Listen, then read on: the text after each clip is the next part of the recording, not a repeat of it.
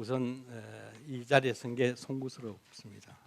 그러나 이 명상의 열풍은 우리나라에서보다는 미국을 중심으로 해서 세계적으로 큰 열풍이 불어오고 있는 건 사실입니다. 제가 그런 그 이야기를 오늘 좀 전반적인 얘기를 하겠습니다. 명상 열풍에 관한, 명상 혁명에 관한 한번 살펴보도록 그렇게 하겠습니다. 이걸 이제 90년대라고 잡은 것은 존 카바진이 처음으로 마사추세츠 과대학의 메디컬 센터에서 MBSR 프로그램을 처음 시작하는 시점이 1990년입니다. 그때까지는 이게 비전적이라 비밀스럽게 전해오는, 이거는 과학이 아니단 말이에요. 이렇게 이제 취급을 받다가 지금에 오면, 지금이란 것은 2015년 아마 이점 정도로 보시면 좋겠습니다. 이 임상심리학 또는 임상치료의 이제 메인스트림, 주류가 된 거예요. 주류가 되었다. 이걸 분명히 이제 미국 심리학회나 미국 의학계가 받아들이고 있는 입장인 것입니다. 자, 2014년 American Mindfulness Research Association, 마음챙김 협의회 같은 데 거죠.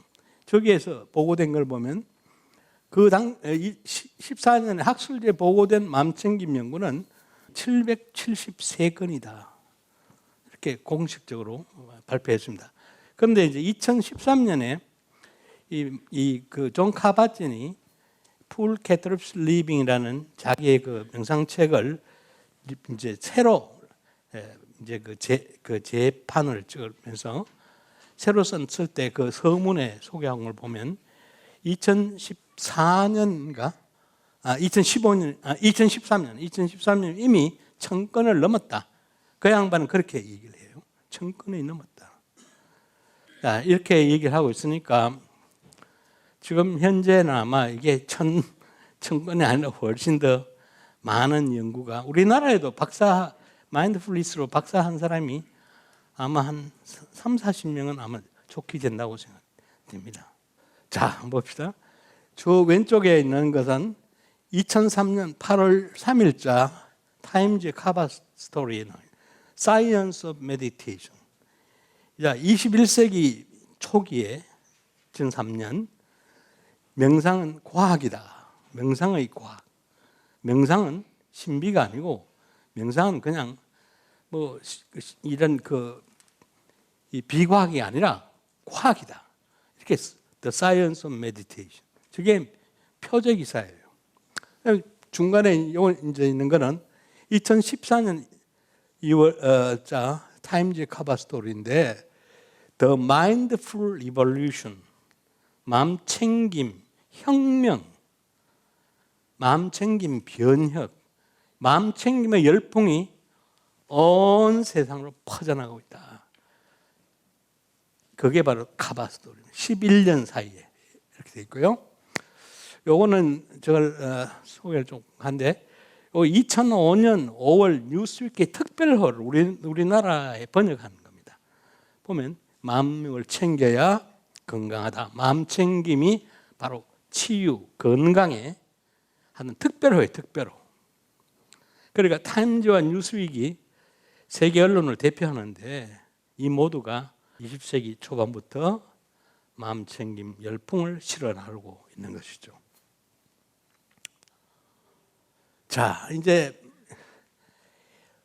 대개 20세기 후반 되면 후기 산업사회가 되면서 치열한 경쟁과 이 광속도로 바뀌는 세상, 이거로 인해 사람들이 소위 엄청난 스트레스를 느끼기 시작합니다. 그 이전 시대는 이게 농업 시대고 모든 게 아주 천천히 이렇게 변화해 가던 시대인데, 전쟁이 끝나고 1950년대에 접어들면 모든 게 너무나 빠른 템포로 변화되면서 엄청난 경쟁을 겪게 됩니다. 그래서 사람들은 스트레스 시대에 접어들게 되고 이 스트레스로 인한 질병들이 만연하기 시작합니다. 이 스트레스 관련 질병 환자들이 하나의 그 교과서에 실린, 의학 교과서에 실린 통계를 보면 모든 환자의 병원 오는 1차 환자의 80 내지 90%로 그렇게 카운트를 하고 있습니다. 말하자면 아무리 이 사람들 피를 뽑고 사진을 찍어봐야 생물학적으로는 흔적이 없는 거예요. 아무 변화가 없는 거예요. 멀쩡한데 병이 아니죠. 그런데 이 사람은 아픈 거예요. 이런 환자가 80%예요. 90%예요. 그럼 이거 뭐로 치료합니까? 약으로 치료되겠습니까? 여기에 이제 바로 착안한 것이 존 카바틴이라는 사람. 저 사람은 이제 이 처음에 착안한 사람은 이게 그 여기 relaxation response라고 하는 사람 허버트 벤슨이라는 사람이 하버드대학의 의과대학 내과 교수입니다. 심장내과 교수인데 이분이 1975년에 저 책을 쓰게 됐어요. 그 이온 반응이라는 저 책을 쓰게 됐는데 저 책의 스토리는 뭐에서 나오냐면 이 TM이라는 초월 명상. 이 초월 명상은 만트라 명상이에요. 우리가 뭐 간센보사 부르는 것 같은 겁니다. 이건 힌두에서 나온 명상을 의학 프로그램을 만든 거예요.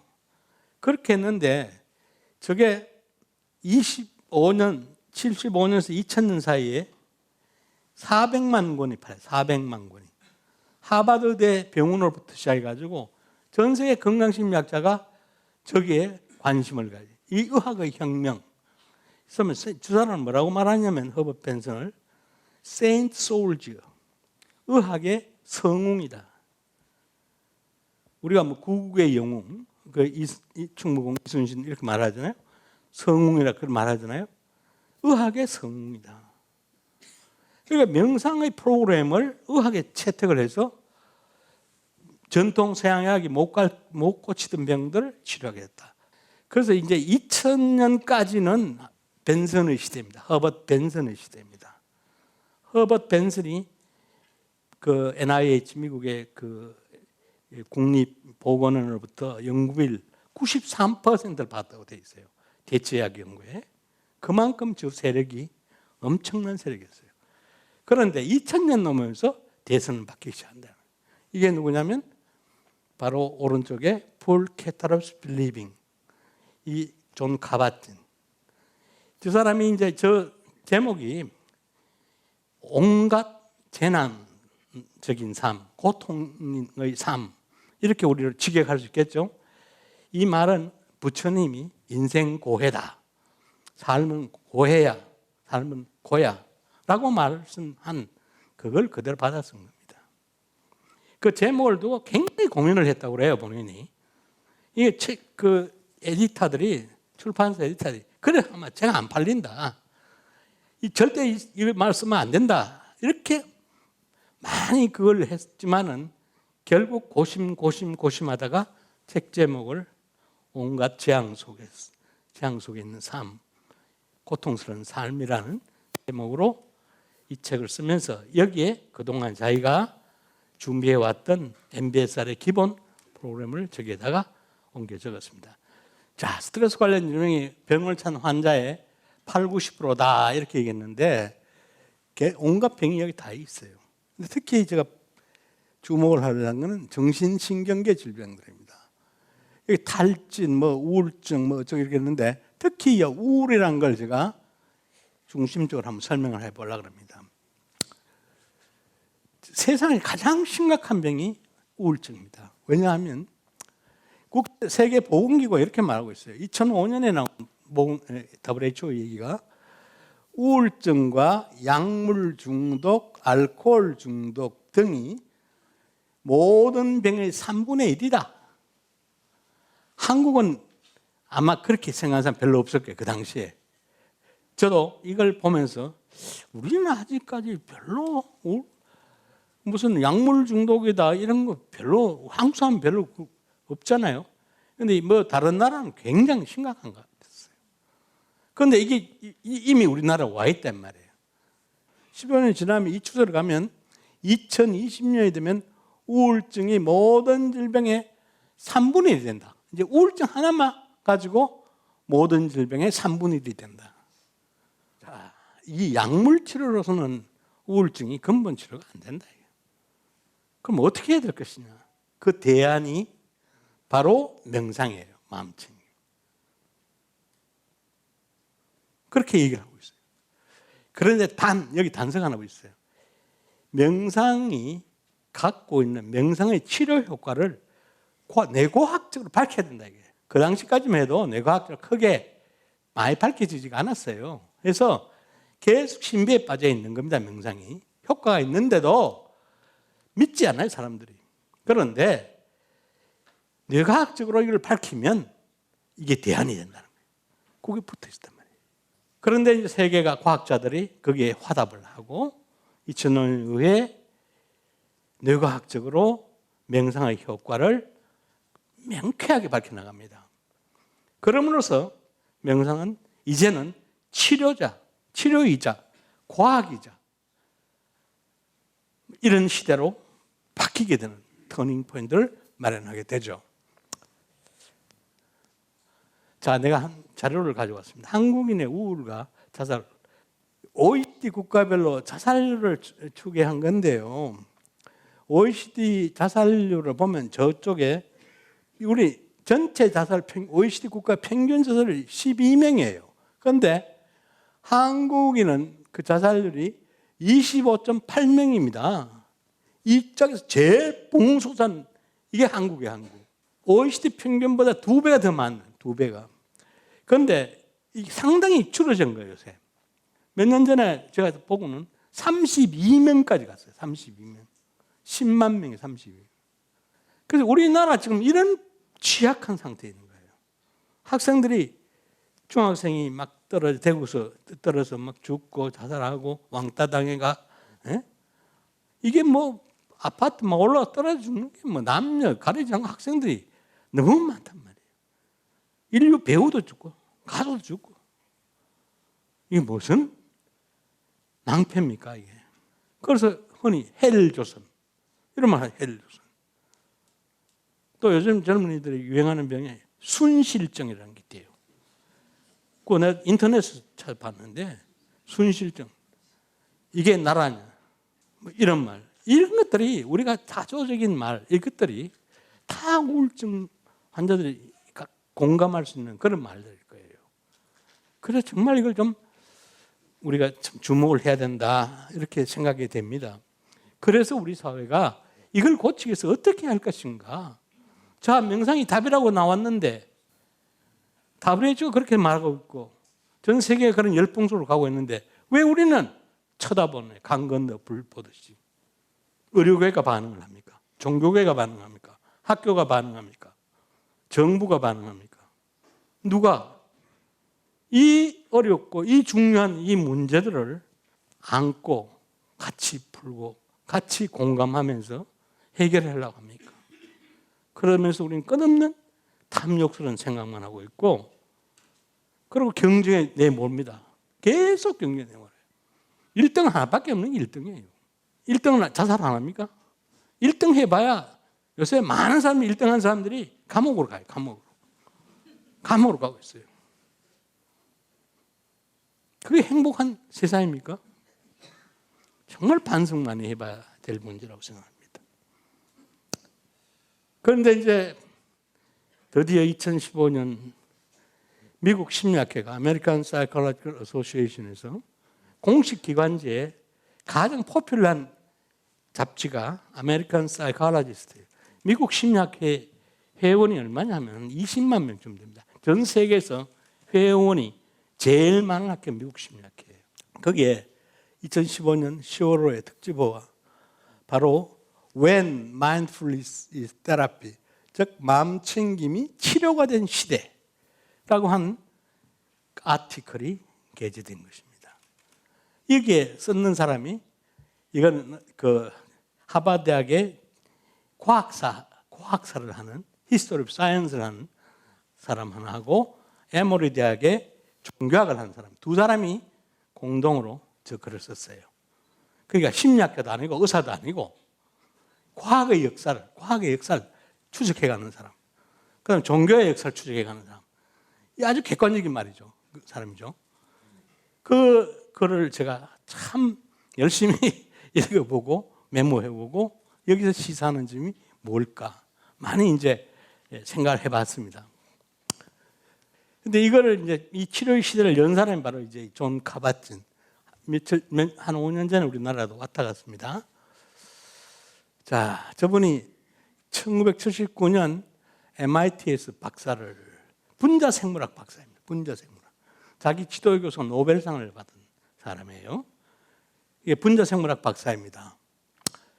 같은 해, 박사학위를 하면 그 해, 유니버시티 매사추세츠 대학에서, 유니버시티 매사추세츠 의과대학에서 세포생물학이라는 것을 강의를 하게 됐어요. 야, 이때 아마 이 양반이 숭산 스님한테 명상을 배우기 시작했던 시점입니다. 제가 그 몇 년 후에 86년에 숭산 스님을 미국 보스턴에서 찾아뵙고 여러 대화를 나눈 적이 있습니다. 숭산 스님이 그전에도 제가 좀 알고 있었고, 숭산 스님이 심한 정신분열증 환자를 치료했다는 걸 한국에 발표한 적도 있었습니다. 그때 이동식 선생님이 참 대단한 분이라고 이렇게 평을 하시고 우리가 숭산 스님이 강연을 듣고 이런 적이 있었는데, 이 양반의 그 가르침을 받는 하버드 대학, MIT, 또 그다음 보스턴 대학, 여기에 다니는 박사 학생들이 아예 젠 센터에 부부들이 방을 얻어가지고 거기 사는 거예요. 스님 일주일에 한 번씩 오시고, 스님이 쭉 순회 법회를 하고 다니십니다.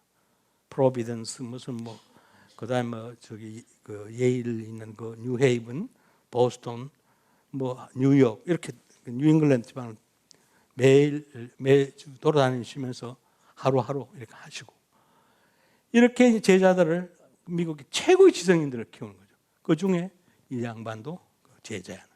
이 양반이 장계 갈 때, 돈카바틴 장계 갈 때 주례를 하신 분이 숭산 스님. 우리 한국 불교가, 선불교를 대표하는 우리 한국 불교가 서양에 가서 메시지를 전하고 있어요. 그 양반은 이제 숭산 스님만 배운 건 아니고 또 달리 위파사나는 스님한테도 배우고, 또 이 양반이 스스로 탐독한 게 자비명상, 티베트 불교, 불이사상이라고 해요. 넌두얼 비잉이라고 해요. 거기에 심취를 하게 되고, 이렇게 해서 불교를 여러 입장에서 수렴을 하게 돼요. 그렇게 해서 자기 독특한 치료의 프로그램을 개발을 하게 되는 거죠. 기본적으로 생각하는 것은 불교 명상이 만성 통증 환자의 치료에 도움이 된다. 그것은 우리의 attention, 주의를 바꿈으로 해가지고 통증 치료의 가능성을 발견하게 됩니다. 자, 더 자세히 보면 존 카바틴의 질병치유관이 아픔을 어떻게 치유하는가, 명상을 통해서 어떻게 하는가를 적시해 놨는데요. 대부분의 질병은 환자 자신의 마음, 다시 말해 태도나 감정에서 발생하는 것이다. 마음에서 비롯된 것이다, 병이. 예? 마음에서. 우리 모든 병은 세균에서 비롯된 걸 알아요. 세균에. 그죠? 그리고 병원 가면 피부가 검사하는 겁니다. 뭐 들어앉아 있나. 마음, 즉 태도, 감정, 여기에서 비롯된 거다 이거죠. 이것만 바꾸면 된다 이거예요. 그런데 이제 문제는 뭐냐면 일어나는 반응을 불필요한 판단. 여기 우리 좀 한번 아프면 이제 죽을 병이 걸렸다. 불필요한 판단, 해석 막 해적이니까 온갖 병이 막 악화돼 가는 거예요. 그런데 이제 일어나는 반응을 불필요한 판단을 해석 없이 있는 그대로 바라보고, 있는 그대로, 리얼리티 그대로 순수하게 바라봐라. 이렇게 바라보고 그것을 있는 그대로 왜곡하지 않고 수용을 하면 개선될 수 있다. 이런 병들이 만성 통증, 그다음 불안, 우울 같은 거다. 근데 이 양반의 효과를 본 거는, 병원에서 효과를 보려면 뭐가 제일 필요한 거냐면 아픈 놈 고치는 게 제일 낫잖아요. 그죠? 아픈 사람 고쳐줘야 될 거 아니에요. 병원 아픈 사람이 가는 데니까. 그 나쁜 건 여러 가지 있지만 만성 통증, 이거는 약을 써도 안 되고, 정말 이 골치 아픈 병이 만성 통증이에요. 지금도 통증 클리닉이 있는데 뭐를 고칩니까? 마취제, 국선 마취제 놓고 지저로 나을 때가 기다리는 거예요. 느긋하게. 네? 때가 되면 나아요. 절대 죽는 법이 어디예요. 2년 이상 하고 6개월 이내 다 나아요. 자신의 그 질병에 대해서 그러니까 해석, 판단, 절망감, 자기 비판 이런 것들이 줄어들면 저절로 낫는 병이다. 이것이 바로 자기 치유라고. 그러니까 자기가 자기 마음을 관리하고 자기 태도를 바꾸고 생각을 바꾸고 이렇게 하면 저절로 치유돼요. 그래서 이 MBSR을 이런 바탕에서 개발해냈다는 것은 부처님의 정신, 부처님의 마음, 수행의 정신 이걸 퍼다 담은 거예요. 담은 거예요. 자기식으로. 대단한 사람이죠. 대단한 사람이죠. 그런데 이거를 배운 사람들이 잘못이에요. 배운 사람들은 테크닉으로 배우려고 해요. 테크닉으로. 이거는 자기 철학도 없이 요거 좀 배워가지고 환자 이게 치료한 데 써먹고 돈이나 좀 벌고 야바웃꾼들, 야바웃꾼들. 이게 지금 미국에도 이게 횡행을 하는 겁니다. 예? 전 세계적으로 횡행을 하는 거예요. 이건 수행에서 나온 거예요. 수행. 금기, 자기가 스스로를 알고 스스로를 극복하고 스스로를 조절하고 스스로에게 말이죠. 채찍질을 하고 그러니까 자기 인식과 자기 조절을 해야지만 되는 거를 그런 거 없이 그냥 테크닉으로 그리고 아랫마리로 이래 하니까 거꾸로 가는 거꾸로 치료가 안 되고 자 이제 그래서 이제 90년에 1979년에 시작해가지고 90년까지는 쭉 준비를 해서 90년에 드디어 유니버시티 매사추세츠 메디컬 센터에 MBSR이 채택이 되고 90년대 후반에는 보험에서 공제해 줍니다. 보험에서 우리나라도 MBSR 하면 보험에서 공제를 딱 해주면 많은 사람이 저걸 할 거예요. 이런 걸 앞으로 불자 국회의원이라든지 이런 분들이 이런 법을 만들고 막 이렇게 해가지고 불교를 융성을 시켜야 돼요. 불가의 메시지를 해서 국민들의 건강에 자살하는 사람들에게 이걸 도움을 주고 또 만성 통증에 시달리는 사람들에게 도움을 주고 이런 거를 만들어내고 또 이런 그 전문가들을 양산을 해내야 돼요. 치료 전문가들. 스님 자신이 할 수도 있고 그렇게 해서 막 이 협업을 하면 마음챙김 시대를 우리가 치료의 시대로 맞이할 수도 있다 이런 생각이 듭니다.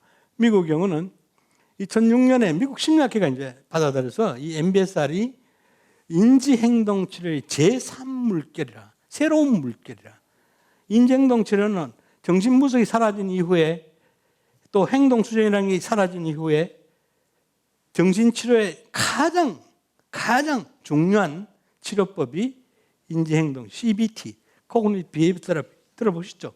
심리하는 사람은 그게 제일이라고 합니다. 또 물론 정신과에서 다 이걸 받아들이고 정신과 의사들도 이걸 하고 있고요. 그런데 이거를 또 뒤집어 놓는 거예요. 새로운 물결로. 자, 이렇게 됐으니까 이거 메인스트림, 주류로 이제 가는 거예요.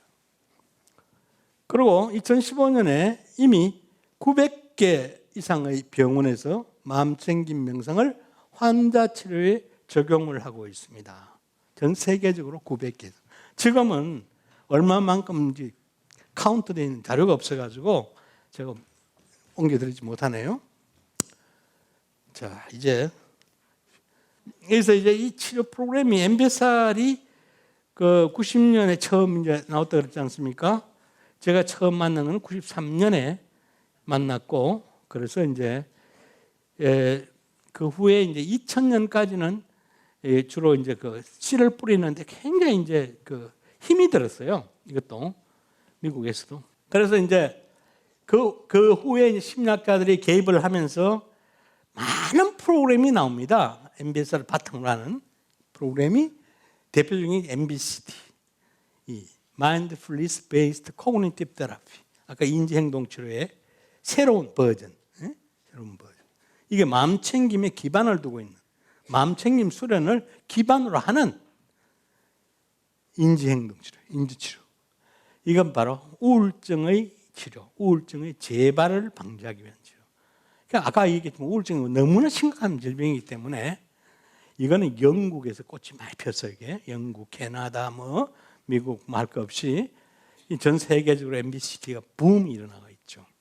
그다음 DBT라고 하는 이거는 이제 요게 정신분열증하고 요 경계에 있는 아주 골치 아픈 치료, 어려운 거예요. 이 치료에 마음 챙김을 이제 바탕으로 하는 Dialectic Behavior Therapy라고 하는 이 변정법적 이제 치료라고 하는 이게 또 나왔고요. 그다음에 이제 보통 상담에서 채택하는 거죠. Acceptance Commitment Therapy, ACT라고 하는 이건 굉장히 지금 유행을 하고 있습니다. 심리치료의 주요법으로 하고 있고요. 그 다음에 이제 MBRP라고 아까 얘기했지만 약물 중독이 심각한 우울증도 같은 그런 심각한 문제죠. 중독 심리학. 한국 심리학에도 중독 심리학회가 있거든요. 이 심각한 문제입니다. 약물 문제.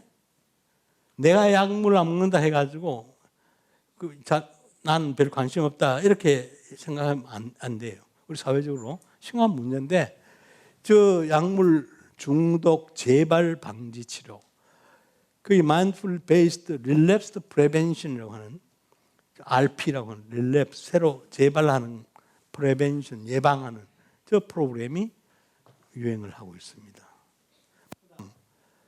MBH, 이거는 미술치료, 예술치료 참 많이 들어봤죠.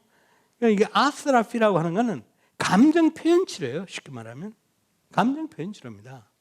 감정을 쌓아두면 병이 생겨요. 아까 존 카바진이 감정과 태도를 바꾸면 병이 저절 치료된다 그랬죠. 근데 특히 한국 문화는 감정을 억압하는 문제란 말이에요. 억압하는.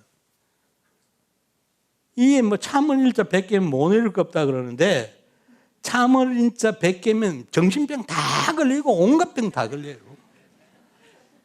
그게 잘못된 거예요. 유교문명에서.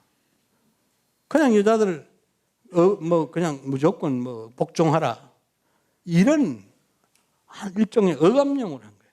우리 또 권위주의 사회, 독재 사회 때 다른 모든 걸 이것도 못하고 그랬잖아요. 참 막 놀러가. 이 우리 문화는 지금 감정을 자유롭게 너무 자유롭게 하면 안 돼요. 이것도 절제해가 표현해. 절제. 조절해서 표현해. 이게 바로 마인드풀니스란 말이에요. 조절해요. 자기 조절이 돼야 되는 거지. 막 표현하는 거 좋은 거 아니에요. 그건 분노, 지금 너무 많이 표현해 분노 장애가 막 생기잖아요. 분노 조절 장애. 욕망 조절 장애, 조절 장애. 주의 집중도 안 돼가 조절 장애, 안 돼가. 그러니까 이거 알고 자기 자신의 마음을 알고 그다음에 자기 자신의 마음을 조절하는 이게 바로 이 마인드풀니스의 방법인 것입니다. 조절 이런 거예요. 그게 이제 예술 치료도 그런 거고요. 그다음에 트라우마 치료라고 하는 거. 또 뭐 이 MBRE 관계 정신 관계, 부부 관계 너무 안 좋아 지금. 부부 관계뿐만 아니에요. 인간 관계가 너무 안 좋아요. 그래서 이 관계 개선을 하는 방법이 Mindful Based Relationship Enhancement라고 하는 이 프로그램들이 지금 하고 있습니다. 부부 치료 같은 거. 그다음에 이제 MBEAT, 이 Mindful Based Eat, 그 마구잡이 먹어가지고 폭식증 걸리고 안 먹고 뭐 거부하고 이런 걸 마음 챙겨 먹게 하는 거. 네, 다이어트죠, 다이어트. 명상적 다이어트죠. 그다음 Mindful Based Yoga, 심신치료, 내분비 치료, 뭐 이런 치료에 굉장히 도움이 되는 Mindful Based 요가 치료. 자, 열거하려면 끝이 없지만은 대표적인 이런 것들이 지금 임상에서 활용을 하고 있고 지금 사용을 하고 있는 것들입니다. 뭐 요즘에는 이제 뭐 이것뿐만 아니고 또 다른 여러 그런데 이 치료 프로그램이 갖고 있는 공통점이 뭐냐면 우리가 나 스스로 느끼는 감각, 신수, 신법 생각해봐요. 몸에서 일어나는 감각들, 감정들, 그 다음에 마음, 생각 이런 것들이 모두 일어났다가 변화되어 가다가 저절로 없어져 버린다. 이것을 관찰하게 하는 거예요. 아무 해석 없이 바람만 보고 감각, 감정, 생각이 일어나서 변화되어 가다가 스스로 사라져 가버린다. 무상을 배우는 거예요. 다 보면 사라진다. 보면 사라져. 고통도 사라져. 즐거움도 사라져. 고통도 사라져. 이것이 바로 관통하고 있는 거예요. 그 다음에 일어난 현상에 대해 즉각적으로 반응하지 말아요. 즉각적으로 반응하는 게 이게 분노 조절 장애예요. 화난다고 때려버리는 거냐. 생각도 없이. 또 욕심난다고 바로 훔쳐버리는 거예요. 예? 지금 권력이 높은 사람들이 하지 말아야 할 짓을 조절 못 해가지고 막 해가지고 다 일어난 거 아닙니까? 다. 예? 막 해가. 그게 무슨 서울대학 나오면 무슨 소용이 있어요? 고시 학교하면 무슨 소용이 있어요? 자기 그 욕망 조절 못 해가지고 엉망을 자기가 만든 거 아니에요, 그게? 그래서 일어나는 현상에 즉각적으로 반응하면 안 돼요. 바라보고 있어요. 관찰자적인 자세로 일어나는 현상을 바라보는 것입니다. 개입하지 말고 바라보는 거예요. 그러면 안 말려들죠. 현상에 안 말려들죠. 그럼 바라보면 뭔가 지혜롭게 바라볼 수가 있는 겁니다. 감정 섞여 있지 않고 분노도 안 섞여 있고 욕망도 안 섞여 있어요. 관찰자적인 자세로 바라보면 또렷하게 보입니다. 리얼리티로 보이는 겁니다. 내 마음을 내가 하면 그렇게 한번 보세요. 그렇게 보고 나를 조절할 수가 있게 되죠. 그 다음 세 번째, 일어나는 이 현상, 욕심, 분노 현상입니다. 이거가 그 다음에 내가 그게 반응하는 거, 팍 끌려가는 거, 반응입니다. 이 사이를 쫙 띄워놓습니다. 이렇게 벌려놓는 거예요. 붙이게. 바로 일어나면 바로 가버리는 게 우리입니다. 무슨 욕심이 일어나면 바로 거침없이 바로 가버려요. 이 지옥구도에 빠지는지 몰라요. 불나비처럼. 그러나 일어나고 있는 거를 딱 안 빨려 가면서 객관적으로 조명을 하고 바라만 보고 있지. 바라만 보고 있지. 이게 지혜입니다. 이 온 우리 뇌 속에서 바라보는 뇌와 이걸 지키기 위해서 레귤레이션, 조절을 하는 겁니다. 안 빨려가도록. 분노에 안 빨려가고, 욕심에 안 빨려가고, 어리석음에 안 빨려가도록. 그게 지혜죠, 지혜. 그렇죠? 이게 바로 강조하는 게 마음챙김이에요.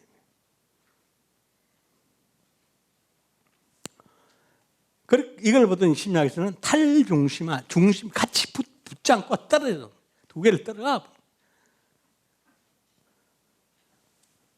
이 개념인 거예요.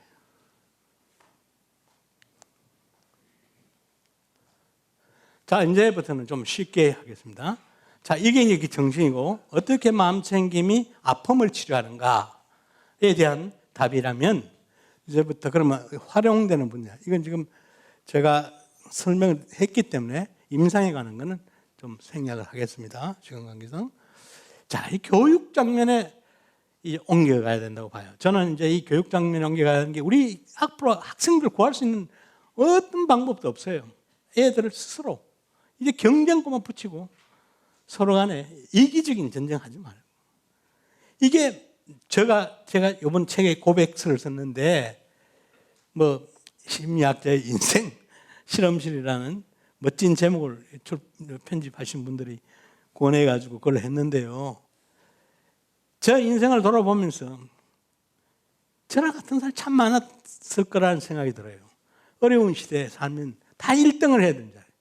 다 1등하고 경쟁에 이겨야 되고 뭐 잔인하게 그렇게 살아가야 되는 줄 알아요. 그런 자만이 사는 줄 알았어요. 지금 조금 더 변하지 않고 있다. 지금도. 조금 더 변하지 않고. 그런데 그렇게 살아봤더니 너무나 고통스럽고 아니더라 그게. 그걸 내가 아주 절실히 느끼는 거예요. 저는 이제 내 스스로 서울대학 교수도 버리고 내가 영남대학교 심리학을 창고하면서 그런 거를 애들한테 학생들 여기 제자들도 몇 명 와 있는 걸 알고 있습니다만은 늘 강조를 했습니다. 그것이 인간답게 살아가는 것이고 자기의 능력을 발휘하고 살아가는 것이고 하지 꼭 그 라벨에 뭐 너는 어떤 대학 나오고 뭘 했다 스펙 그것만 가지고 사람을 평가한다는 것은 정말 잘못된 거예요. 정말 잘못된 거예요. 인간의 가능성은 그런 데 담겨 있는 게 아니에요. 자기가 자기 거를 찾아서 자기 하고 싶은 거를 실현하는 그것이 위대한 거예요. 뭐 에디슨 같은 사람 그 발명왕이라고 그러지만 학교 제대로 하나 했습니까? 링컨 같더니 뭐 국민학교 졸업했어요? 아닌데 진실이 있는 거예요. 그런데 우리는 대단한 그런데 막 매달려가지고 많은 걸 거기다 소모전하고 불신하고 서로 막 밀어내고 이런 우리 삶은 이거는 온전한 삶을 살아가는 게 아니다. 그래서 마음챙김의 시대는 바로 그런 서로 아우르고 공감하고 서로 사랑을 베풀고 자비를 베풀고 도와주고 이런 헌신적인 삶 그게 요구되는 삶이고 그런 사람이 훌륭한 사람이고 그런 거지 공부 잘해 1등한 사람 그거 뭐 할 거예요 그래 도대체 지만 알고 남은 모르고 그래서 교육 장면에 그렇게 돼야 된다고 저는 생각하는 거예요. 자 여기 보면 그 타임즈에 보니까 팀 라이언이라고 하는 사람이 오하이오 주의 하원의원인데 이 양반이 당선되는데 무척 애를 먹은 모양이에요. 너무너무 지쳐가지고 국회 하려고 지쳐가지고 막 완전히 번아웃이 돼가지고 녹초가 돼서 MBSR이라는 게 이제 그런 거. 그래서 이제 이 양반이 교육의 그 변혁을 이렇게 마인드풀 스쿨을 만들게 됩니다. 간단하게 말해서 할게요. 그 군사작전 분야에 이제 갔어요. 스탠리 할이라고 하는 이 조지타운 대학의 여자 교수가 군인들을 위한 마음챙김 프로그램을 만들어가지고 군사작전에 효율적으로 쓰고 있다는 거. 그 다음에 산업 장면에 참 구글의 선풍을 일으켰다라는 말 했죠. 마인드풀 이제 무슨 리더십이라는 것도 나오게 됐고 이 세계적인 기업의 혁명을 또 일으키고 있습니다. 자 이런 것들이 왜냐 하면 중요한 것은 이제 마음챙김이 선풍을 일으키게 된 것이 질병의 치유와 예방에 효과가 있다. 그 다음에 오늘날 문화, 이 디지털 문화에서 벗어날 수 있도록 해주는 하나의 그 치료의 방법이다.